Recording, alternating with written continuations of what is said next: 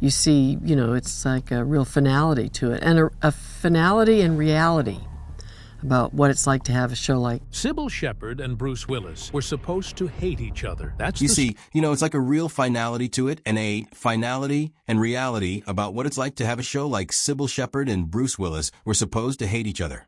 That's the story everyone heard for decades. Two stars on the biggest show on television, fighting so hard the crew had to measure the distance from each trailer just to keep the peace. But there was something underneath all that anger nobody wanted to admit. One night early on, he came to her house. They got close. Then they stopped, and what they chose not to do that night changed everything that came after. At 76, Cybill Shepherd is music, finally explaining what really happened with Bruce Willis. And it isn't what you think. The room that changed temperature the moment he walked in. Imagine a casting session in 1984, a conference room in Los Angeles. Fluorescent lights overhead, scripts on the table, industry people trying to look patient even though their patience is already running out. Cybill Shepherd has already been cast. She is Maddie Music Hayes, the broke and beautiful former model who suddenly finds herself co-owning a shabby detective agency. That part is settled. What still has everyone stuck is the other half of the show. They need the man who will share scene after scene with her, trade sharp words with her, chase her, annoy her, challenge her, and keep millions of viewers wondering when these two people will finally admit what is right in front of them. By that point, they had already read Music's 17 actors for the role of David Addison. 17 men had come into that room, done the scene, and left without changing anything. Nothing caught music fire. Nothing came alive. There was no spark between the leads. No heat, no feeling that something memorable was happening the moment they stood together. Then Bruce Willis walked in. Cybill Shepherd would later describe that moment again and again. And even though the number kept changing, the feeling stayed the same. In one interview, she said the room got 10 degrees warmer. In another, 15. In another, 20. The exact number never really mattered. What mattered was that she felt it immediately. The energy changed the second he entered. And in her mind, the search was over. She knew he was the one. ABC did not feel the same way. The network pushed back hard. To them, Bruce Willis was an unknown actor who had also worked as a bartender. And they did not think someone like that belonged opposite a name like Cybill Shepherd.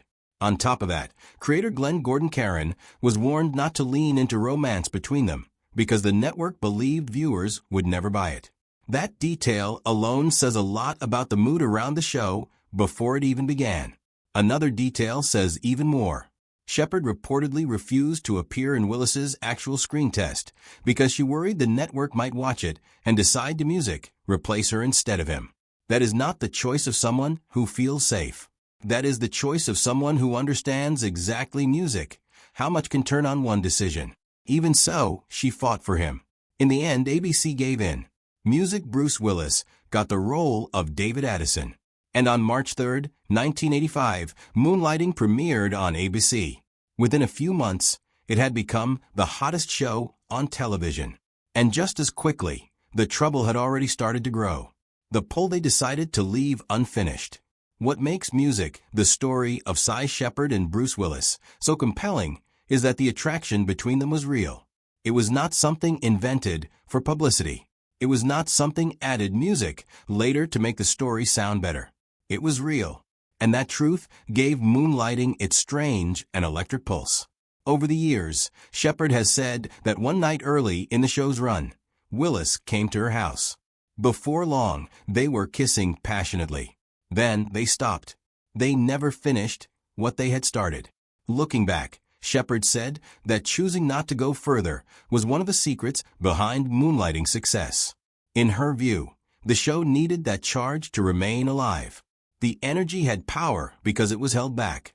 Once it was spent, something important would disappear. So that is what happened. They came close, and then they pulled away. For the first 2.5 seasons, that held back desire became the engine of the entire series. The will they or will they not dynamic between Maddie and David did not need to be manufactured from nothing because it was already there in real life. The writers were working with something genuine. Their job was simply to protect it and let its music breathe. Shepherd also came to Moonlighting with a background that set her apart from the usual television lead. Director Peter Bogdanovich had discovered her on the cover of Glamour magazine and cast her in The Last Picture Show in 1971. Their relationship lasted 8 years. And during that time, she developed a real understanding of how film worked. She understood framing. She understood visual tone.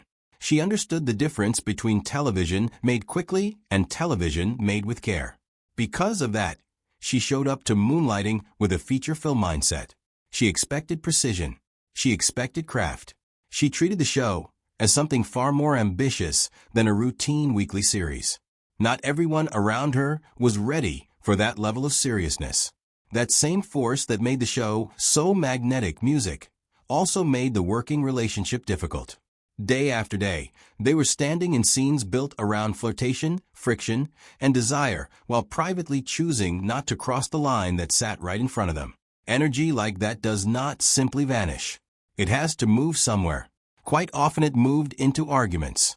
The machine that was grinding both of them into the ground. To understand why Bruce Willis and Cybill Shepherd eventually reached a point where they could barely stand each other, it helps to understand what Glenn Gordon Caron was trying to do with Moonlighting. The honest answer is that he was attempting something wildly ambitious, and he kept pushing for it week after week. Caron ran Moonlighting with the standards of a feature film, not a sleek modern prestige series. A real theatrical feature, except this one somehow had to be written, filmed, and completed over and over again on a television schedule. He had no interest in using the usual shortcuts that kept network television moving. Zoom lenses, for example, were common on TV sets because they let crews adjust framing quickly without moving the camera itself. Caron banned them.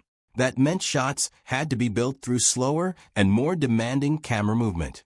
On top of that, Shepherd was filmed through vintage-style diffusion filters that music gave her the soft glow of an old Hollywood star.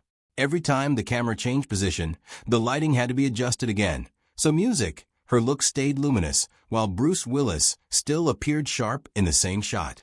That is a lot of work for even one scene, and Moonlighting asked for that kind of care constantly. Then there were the scripts. A typical hour of television usually runs around 50 pages. Moonlighting scripts often pushed close to 100. Caron later admitted that the show was almost always behind schedule, and he was often still writing while filming had already started. At times the crew would shoot close-ups of Shepherd's feet, stepping out of an elevator and walking down a hallway, because those shots bought him time to finish pages that were still incomplete.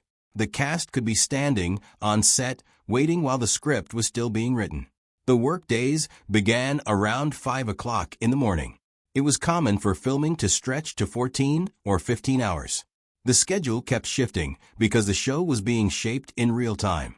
ABC wanted 22 episodes in a season. Yet, Moonlighting often managed only around 16 to fill the gaps. The production sometimes created unusual episodes, such as a Shakespeare parody, a black-and-white dream sequence introduced by Orson Welles, or a behind-the-scenes mockumentary. Those episodes were creative, but they were also practical solutions to a deeper problem. The show simply could not keep pace with its own ambition. Music, Shepherd later described the experience as relentless, and that word fits perfectly. Two leads were carrying almost every important scene in a music series that demanded unusual speed, unusual energy, and unusual emotional precision.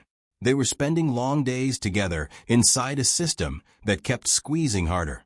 The set became a pressure cooker, and sooner or later pressure like that has to break through somewhere when hate each other became the stage direction. At some point during the run, the tension between Cybill Shepherd and Bruce Willis changed shape. Early on it had helped the work. Later it became something much harder to manage.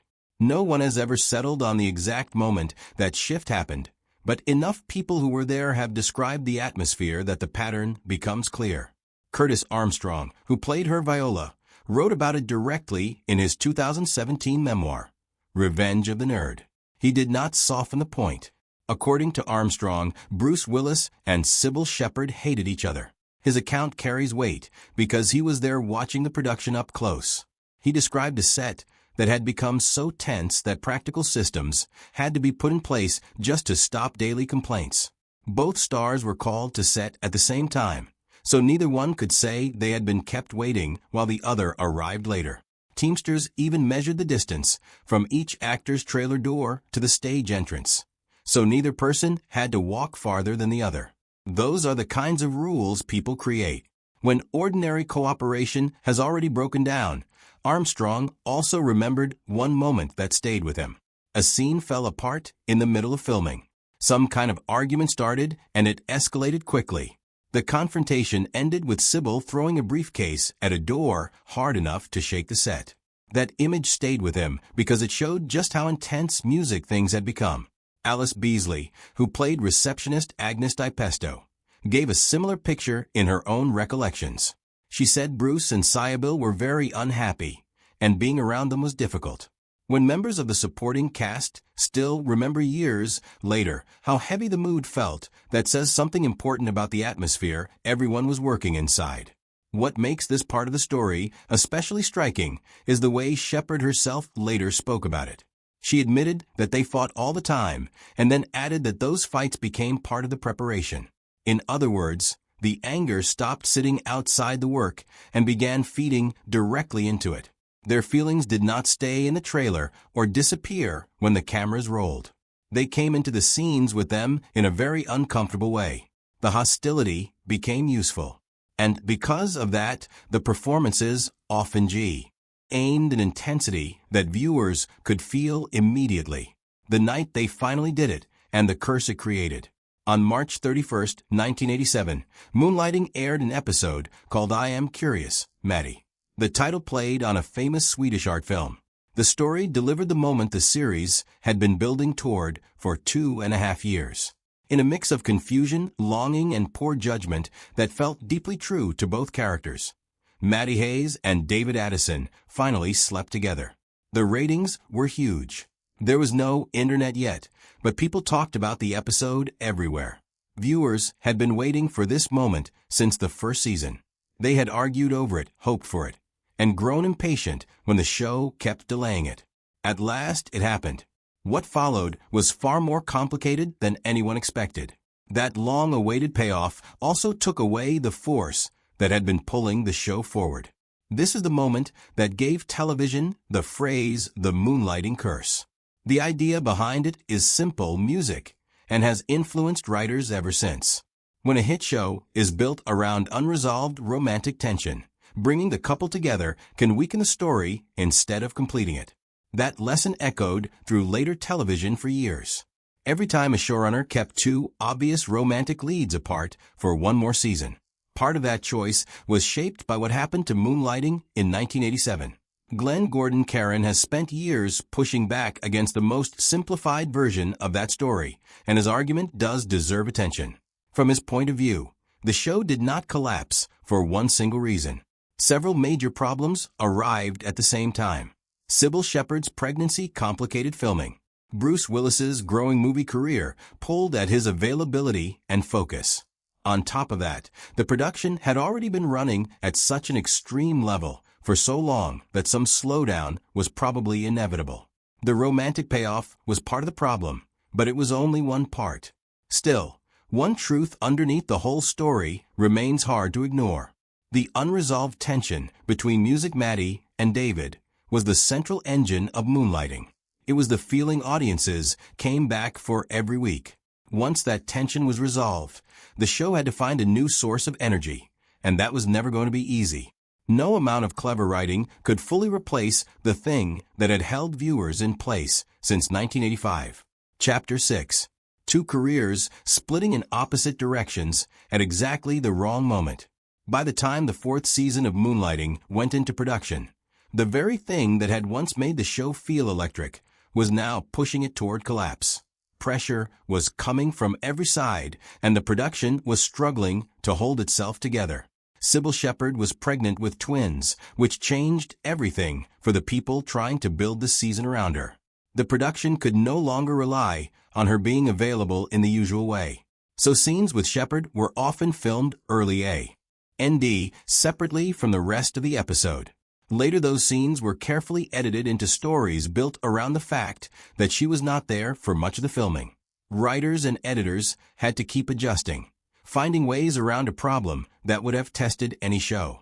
On a weekly drama that was already behind schedule and constantly in crisis, it put even more strain on a set that music was barely staying on its feet. At the same time, Bruce Willis had used a break in production to shoot a film. That film was Die Hard. When Die Hard opened on July 15, 1988, everything changed. The movie became one of the defining action films of its era, and Willis suddenly crossed into a different level of fame. He had been paid $5 million for the role, which at the time was the sort of salary people expected for music, the biggest movie stars in the business, not for an actor still known mainly for a weekly music ABC television series. Hollywood took notice right away. Alan Ladd Jr., then chairman of MGM, said openly that the payday threw the business out of balance. For Willis, the shift was instant. He was no longer a television actor trying films on the side. He was now a movie star fully and unmistakably. That changed the way he saw his future, and it changed the way he felt about Moonlighting. The long days on the show had already stopped being enjoyable well before Die Hard arrived in theaters. Once a real film career suddenly opened in front of him. Whatever patience he had left for 14-hour days on a troubled weekly series faded fast. Then another blow landed. In 1988, the Writers Guild of America went on strike. That added months of delay to a production that was already limping forward on stress, fatigue, and resentment. By then, Moonlighting was not just having a rough season. It was coming apart creatively, personally, logistically, and professionally, all at the same time. The pay gap nobody wanted to say out loud. This is the part of the story that changes how everything else looks. After Die Hard turned Bruce Willis into a movie star, his Moonlighting salary was renegotiated. He was now making more than Cybill Shepherd, not a little more, significantly more. And this was happening on the same show that had first been built around her name. She had been attached before he was. She had fought to get him cast. She had helped bring the show to life. Yet now he was earning more for the same series. In 1989, Shepherd spoke about it publicly. She admitted that the pay gap bothered her. She said she wanted to be paid what he was being paid. She also said the competitiveness ate at her. Still, what matters just as much is what she said next. She made it clear that she was happy for him and that she felt she had taken part in his rise. That says a lot. She had gone to bat for an unknown actor and helped open the door for him. Then she had to watch him become more valuable in Hollywood's eyes while doing the same work beside her. Even so, she still found room to say in public that she was glad for his success. The pay gap mattered because it pulled all the other tensions into focus. It made the clashes on set feel sharper. It made the competition feel more charged. It made those stories about locked doors and simmering fights mean more than simple personality conflict. There was meaning larger, sitting underneath it all. This was also the story of an established female lead who had helped build the show, vouched for her co-star, and then watched the industry reward him in a way it did not reward her. Curtis Armstrong later described part of that environment in his memoir. He said the crew clearly leaned toward Willis. Shepherd was treated as difficult, while Willis was seen as one of us, whoever that us was meant to include. That description says a great deal in very plain language. The tension between Shepherd and Willis was personal, yes, but it was also shaped by the system around them. And systems often last longer than the people caught inside them. Saying the quiet part out loud. When Moonlighting was canceled in 1989, nobody involved was pretending the experience had been pleasant. The final episode even broke the fourth wall as the Blue Moon set itself was dismantled around the cast, which felt almost too fitting for a show that had spent so long unraveling in public. Shepherd later spoke to the tabloids and did not soften her words. She called Willis a jerk, and that quote followed her for years. Willis took a different route when he appeared on the Arsenio Hall show in 1990 and was asked directly whether he had gotten along with his co-star. His answer was careful, but it was honest. He said he had never spent time with her away from the set. He admitted music they had not gotten along. He also said the show had been good for him and that it had been fun, but only up to a point. Then he said it reached a stage where it was no longer fun. When Arsenio Hall asked whether there might be a reunion, Willis did not slam the door shut, but he did not open it either. He said, "Not right now anyway." There was no big show of bitterness in his tone. He did not sound eager to keep the feud alive. At the same time, he was not pretending there was warmth where there had never really been any. Over the years, both of them often pointed to the brutal schedule when talking about what had gone wrong. That was a generous way to tell the story, and it was also true. The schedule did real damage. It wore people down. It made every disagreement heavier. It gave no one room to recover. Still, the schedule was only part of the picture. Inside that pressure cooker were other things that mattered just as much. The attraction they never acted on, the imbalance in pay, the competition, and the gendered politics around them on set. They both understood that even when they did not say every part of it outright. The press, of course, loved the whole thing. Two huge stars, one legendary show, a feud the public had watched grow in real time. It was already a compelling story on its own, and the media still managed to make it louder. 16 years, a DVD, and an unexpected hug. Time changes old conflicts. It does not always do it quickly, and it does not always do it neatly, music, but sometimes it changes them anyway. In 2005, 16 years after Moonlighting ended, Cybill Shepherd and Bruce Willis came back together to record audio commentary for the DVD release of the series that included the beloved episode Atomic Shakespeare and a reunion documentary called Music Memories of Moonlighting. There was real curiosity around that recording session because nobody knew what it would feel like once they were back in the same room. 16 years can soften a lot of things, but old resentment does not always disappear just because time passes.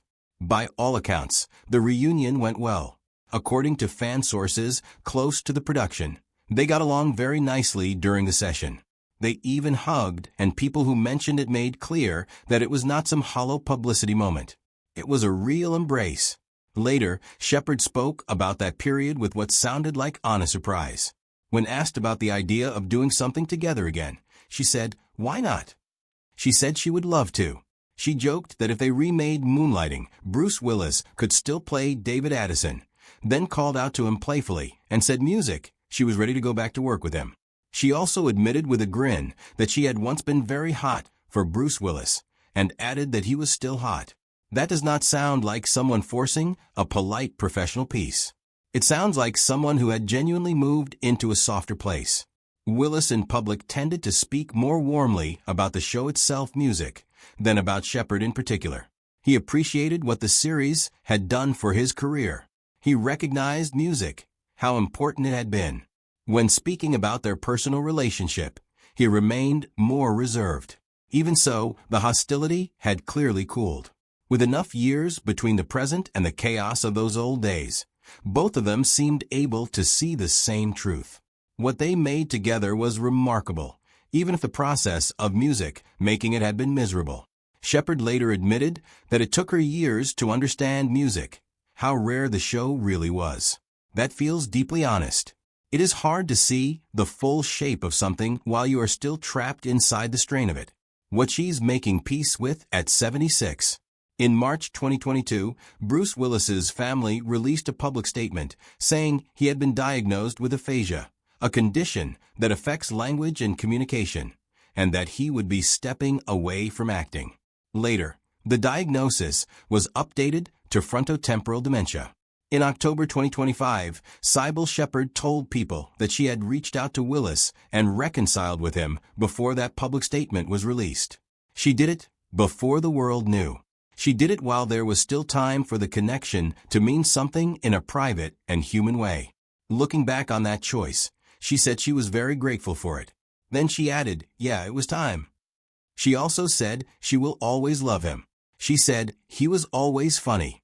Then, at the 2026 race to Erase MS event in June, she spoke about Moonlighting and said she had taken everything she did on the show very personally, and that Bruce Willis had been so important to her. A source close to the situation later said that when they reconnected, They were able to laugh about the old fights they had on set.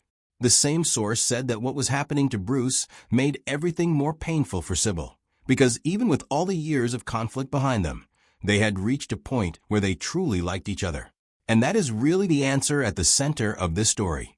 There was no hidden music, twist, waiting to be uncovered. No secret scandal that changes everything. What happened is both simpler and sadder than that. Two people were pushed together inside an impossible production. They shared a real attraction they never brought to life. The same industry that praised them also pulled them into competition and gave them reasons to resent each other. The fights and the feeling were never separate stories. They were always part of the same one. Something shifted every time he entered the room, and that charge never fully disappeared. It stayed there during the angry years. It stayed there through the silence that followed. It was still there when they sat down together again in 2005 to record the DVD commentary. It was there when she chose to reach out before the world knew he was slipping away. At 76, the place Cybill Shepherd seems to have reached is peace. She repaired what she could while she still had the chance. And when she looks back now on the show, on Bruce, and on all the years tied up in both, the truest thing she can say is that it mattered. And she is grateful that it